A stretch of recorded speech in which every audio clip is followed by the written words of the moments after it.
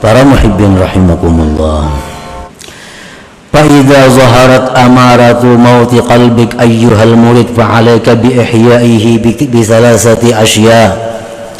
Apabila sudah nampak tanda-tanda kematian hati engkau wahai murid, maka mestilah engkau menghidupkannya dengan 3 perkara. Kalau kita mendengar tadi dirasa-rasa mati kada hati, atau kritiskah parak mati?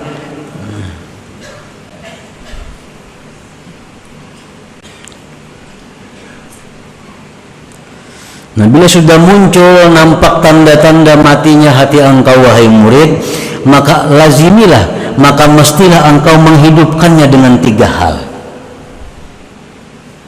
Nah, menghidupkan ini ngalih orang mati dihidupkan, menginggarakan nang garing gin lapah kita. Ini sawat mati.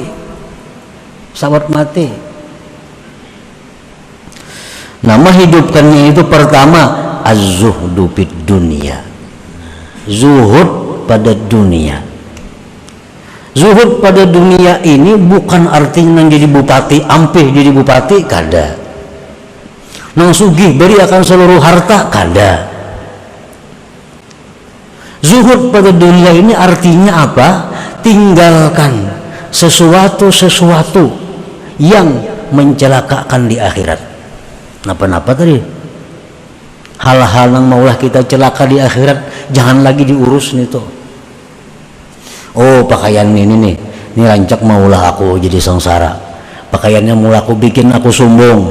Pakaiannya maulah aku agaknya. Nah, dijual, mengkulir memberi akan, jadi akan duit. Larang harganya 4 juta, 5 juta harganya, atau puluhan juta harganya, jual. Cari pakaian-pakaian nang kada membuat sombong, cari perhiasan nang kada membuat sombong, cari apa nang kada membuat sombong. Jabatan, amun aku di jabatan ini kada kawa, kada maksiat nah. Soalnya aku ini ngalih, ini duduk di jabatan yang kada kawa kada maksiat. Amun hendak hidup hati, tinggalkan jabatan itu, mau kada mau. Kalau jabatan itu kada kawa kada maksiat. Ini ada orang pejabat tuh nang jabatan pasti maksiat, kada kawa kada maksiat. Udah kada maksiat diambil uang mau kada ambil.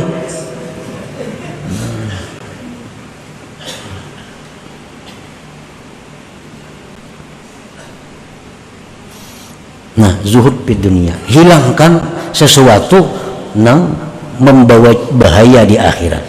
Jadi bukan menghabiskan seluruh harta, zuhud itu kada. Pilih mana-mana yang membuat kita celaka di akhirat, mana-mana yang maulah jadi dosa. Itu dulu. Yang kedua, al-ishtighal bi dzikrillah ta'ala. Nah, menghidupkan hati. Yang kedua, bekerja dengan zikrillah. Biasakan kalau perlu di meja gana-gana bismillahirrahmanirrahim, meja makan alhamdulillah, supaya ingat di muka WC bacaan masuk bacaan keluar, memakai baju ini bacaannya, baca cermin, supaya selalu sibuk dengan zikir untuk menghidupkan hati. Al-istighalu bi dzikrillah wal ijtima' bi majalisil ilm wal zikir, dan berkumpul dengan majlis ilmu dan zikir. 4 turun majlis ilmu, majlis zikir, karena itu membantu menghidupkan hati. Yang ketiga, wa suhbatu ahbabillah ma'al adabihim. Yang ketiga, menghidupkan hati itu adalah bakawan lawan orang-orang yang dikasihi Allah, bakawan dengan kekasih-kekasih Allah, serta beradab dengan mereka. Nah, 3 hal itu, bila kita kawa melaksanakan 3 ini, maka hati yang sudah mati tadi akan menjadi hidup kembali.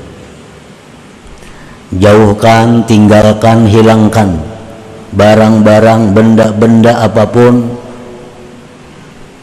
yang menyebabkan kita jadi dosa. 1. Yang kedua, perbanyak zikir. terutama dalam hal keadaan-keadaan yang kita dituntut untuk berzikir. Yang ketiga, bersahabat, berkumpul dengan orang-orang yang dikasihi Allah serta beradab dengan mereka. 3 hal itu. Mengetahui orang itu kekasih Allah atau kada. Kita nak mencari kawan nih, nak membaiki hati, nak menghidupkan hati, membuangi yang tadi sudah dibuangi, yang gitu sudah dibuangi, berzikir sudah aktif bagus, berkumpul dengan majelis ilmu sudah, tinggal lagi hendak bersahabat, hendak dekat dengan kekasih Allah. Kayak apa orang yang dimaksud kekasih Allah ini? Nah, secara zahir ada 5 hal alamat. Bila 5 hal ini pada seseorang itu ada, pegang orang itu, dekati orang itu, kawani. 1, alimun abid. Orang ini berilmu, beribadah. Berilmu, beribadah. 1 itu. Mengilmunya tinggi, kada bisa membayangan, jangan dikawani. Ketinggian ilmu. Alimun abid, orangnya berilmu, beribadah. Sembahyang mau. Yang kedua, sakhiyun, pemurah. Orangnya berilmu, beribadat, pemurah. Mengkikir lain juga, lain kekasih Allah. Yang ketiga, pemaaf, tidak pemarah. Pemaaf, tidak pemarah. Yang keempat, tidak mengekali satu perbuatan maksiat. Kadang mengekali satu perbuatan maksiat. Amun maksiatnya berganti-ganti, kadang jadi soal. Ini kadang mengekali satu perbuatan maksiat. Amunnya mbahnu maksiat ini, kena ampe maksiat itu pulang digawinya, bentuk maksiat yang sebuting pulang, itu kadang jadi soal. Tapi kalau menatap satu maksiat, nah ini lain kekasih Allah. Nah, yang kelima, qalilul kalam, sedikit bicara. Sedikit bicara. Ini 5 tanda zahir, tanda yang zahir bagi kekasih Allah di muka bumi ini. Nah, bila ada macam itu, kawani itu, maka ini akan menghidupkan hati. Di samping tadi banyak berzikir dan membuangi, menghilangkan hal-hal yang membuat jadi dosa. Para muhibbin rahimakumullah, apabila sudah kita berkumpul dengan orang-orang yang dikasihi Allah ini, maka mesti kita menjaga adab dengan mereka. Karena bila kita kadang menjaga adab dengan mereka, bukan manfaat yang kita dapat, justru mudarat. Justru mudarat. Kenapa? Karena orang-orang yang dikasihi Allah ini, orang-orang yang dikasihi Allah, orang-orang yang sangat diperhatikan Allah. Kalau kita sakiti, Allah yang langsung turun tangan. Nah, dalam kitab seringkali disebut kekasih Allah itu seperti anak-anak harimau.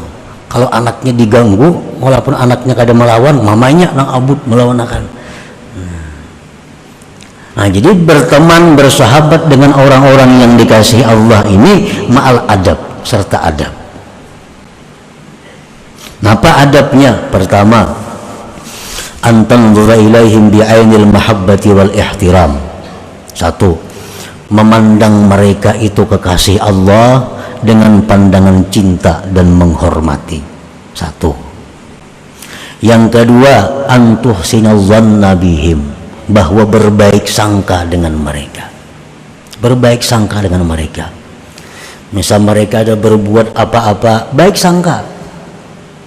Kenapa sih jin kayak itu? Nak ada mau berbaik sangka. Barangkali sirin ada ilmunya, barangkali sirin ada hukumnya yang kita kada tahu. Mudah. Yang ketiga, an la ta'tarida ilaihim, jangan mengeritik mereka.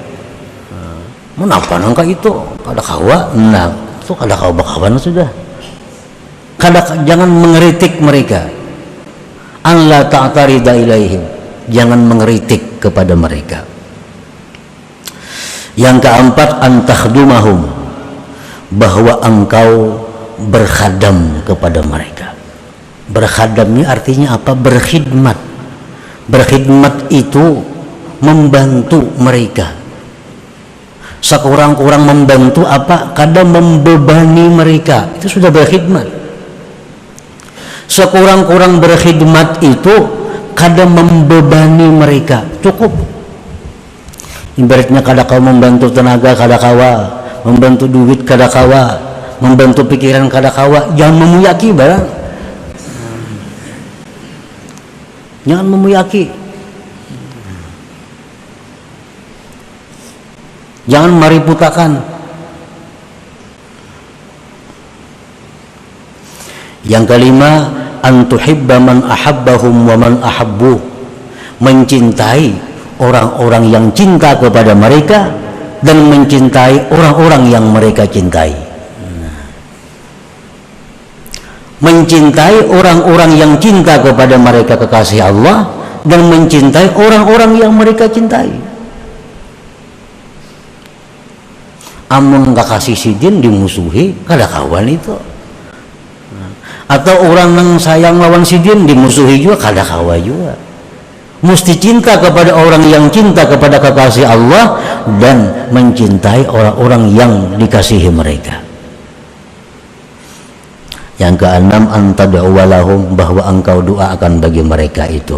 Doakan agar mereka dipelihara Allah, dilindungi Allah, dipanjangkan umurnya, dimudahkan segala urusannya. Doa kita kepada kekasih-kekasih Allah tadi. Nah, bila 6 perkara itu kita berteman, kita bersahabat dengan kekasih Allah, maka segala apa yang Allah berikan kepada mereka kita dapat bagian yang sama, walaupun kita guring. Malam kita guring, nah sidin beribadah, sidin beribadah, apa yang sidin dapat kita dapat. Asal bujur-bujur bergabung dengan mereka-mereka itu dan menjaga adab dengan mereka. Ini ia yang almar'u ma'aman ahab, seseorang itu nanti di akhirat beserta orang yang dia cintai. Nah, itu maksudnya. Walaupun dalam dunia amalnya kada sama, tapi karena inya cinta bisa tergabung gaina di sana. Nah. Jadi untuk menghidupkan hati, pertama tadi membuangi perkara-perkara yang membuat dosa. Yang kedua, menyibukkan diri dengan zikir. Yang ketiga, bersahabat, berkumpul dengan kekasih-kekasih Allah serta menjaga adab dengan mereka. Nah, bila mana 3 hal itu ada pada diri kita, maka hati kita yang mati akan kembali dihidupkan oleh Allah Subhanahu wa ta'ala.